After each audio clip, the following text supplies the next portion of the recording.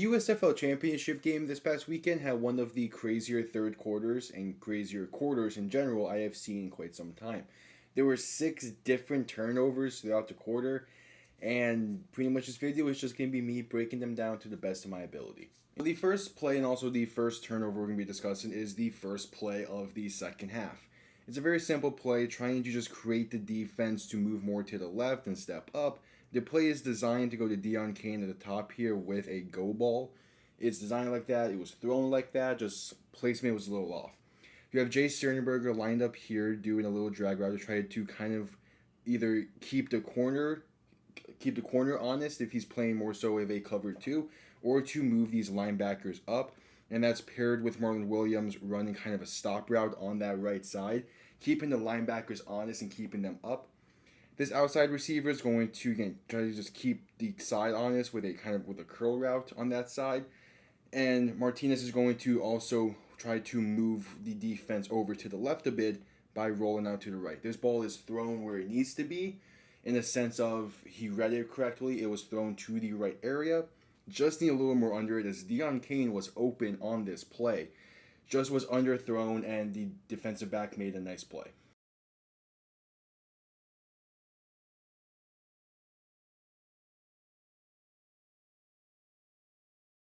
Now for the second turnover, there's not much to really discuss, as it was just a very nice defensive play by the edge rusher.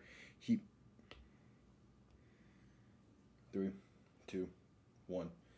Now the second turnover, there's not much really to discuss, as it was a nice play by the defensive end. He comes off this left side here, blind side for Danny Edling, and just beats the left tackle clean, makes a nice hit on Edling to force the ball loose.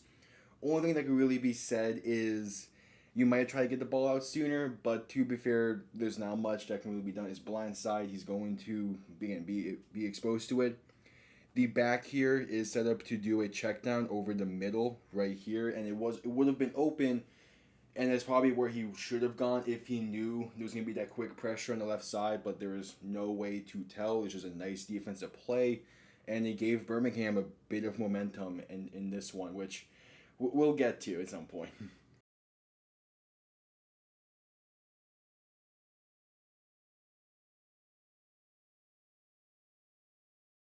So similar to the previous one, the third turnover in this quarter was a fumble by Adrian Martinez, and there's not much to really go off of here. He made a good play stepping up in the pocket, found some space, just he's hang on to the ball. The only thing I really want to mention is you can tell from the snap and also later on in the play especially that this is man on man throughout. So the linebacker is not man on Martinez, but man on Ricky Person. It's just straight up man on man coverage. And this is where I really want to point out this matchup at the bottom with Deon Cain. Deon Cain is set up to go across the middle and kind of take over the space in this area where the other 3 receivers are going to allow to vacate due to their deeper breaking routes. He gets the separation on it, look to the right side, hit that throw. It's not the first progression typically, but it's there. It would have helped at least avoid the fumble for at least this play. But again, Martinez does a nice job stepping up. It's a good hit by the defender. Gets a nice peanut punch in there. And at first, it wasn't even originally ruled a fumble. It just so happens that the replay in the UFL is in a spot where it's better than the NFL in some cases, where it wasn't a challenge required. But yeah, there's just the replay found out it was a fumble. It was a nice defensive play. Only thing, again, Deon Cain's open here. He has good separation for his agility on that little dig route. I would have liked to see Martinez hit it, but if he doesn't fumble, it's still a nice pickup on the 2nd and 9 for a gain of about 4.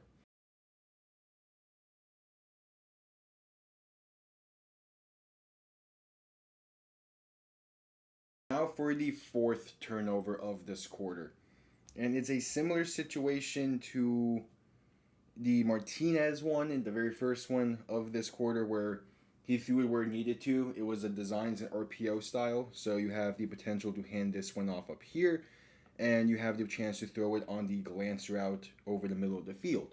Danny Edling read it well. He threw the glance like he was supposed to. He had a nice window, which we'll see in the alternate angle.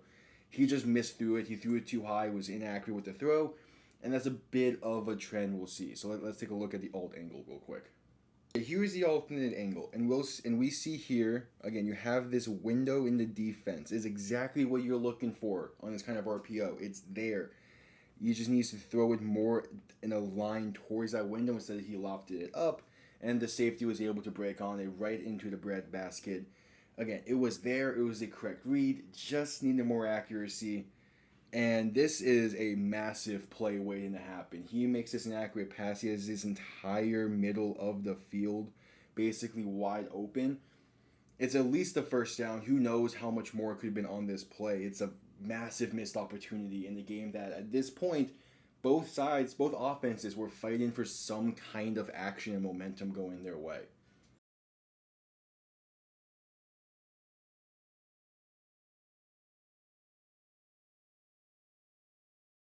At this stage of the game, with under 4 minutes to go, the Stallions threw in Matt Corral for quarterback to try to provide a different spark to the offense. It ends up working in the fourth quarter, but this is turnover number 5.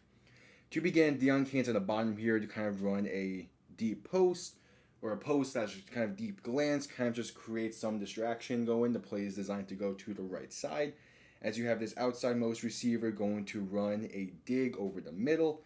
This middle receiver going to run kind of towards the six on a flat, just slash short out. And then the innermost slot receiver is going to get to the sticks, turn around, look for the ball. It's designed to go there. Just a simple pick up the six. If you have the window deeper here, you can throw it to the dig. If you have the window here in front of the safety on the left side, or if Deion Kane just completely blows by his man, if it's man coverage, you can throw it there. But it's designed to take care of this window within the linebacking unit, and it does. It's open.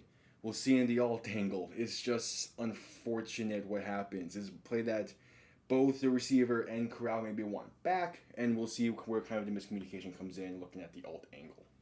So here is the alt angle of the play. And Corral's going to throw it here to this receiver in the kind of stop route. And it's a good decision. It's a safe decision. The issue is this receiver is going to shift a bit to the left while Corral is trying to throw this ball.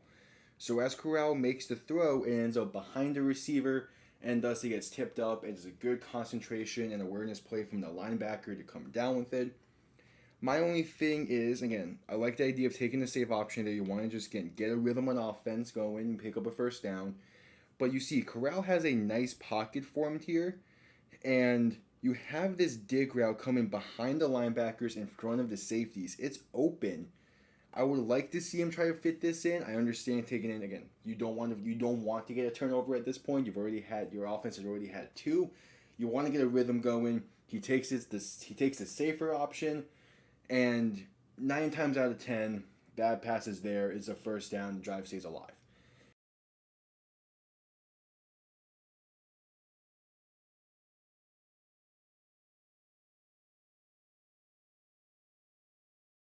The 6th and final turnover of this quarter also turns out to be the most costly one.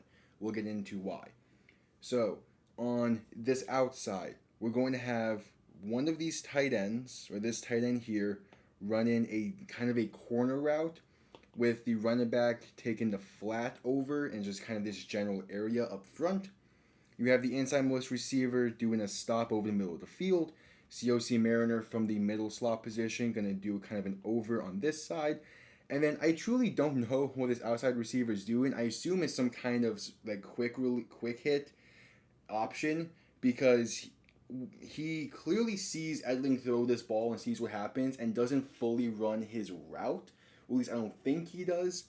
It doesn't matter. The ball is thrown into the slot area, and the thing I want to point out is pay attention when I run the full clip. Pay attention to Edling's helmet and his eyes. He never truly looks away from this area of the field in the middle. That allows for the linebacker to read this play incredibly well. I believe linebacker, if not, it's one of the defensive players, to make an incredible play on the ball and truly change the outcome of this game. It was still 18-12 at this point. This ends up being a pick 6, and Birmingham ends up winning because of the momentum gained from this.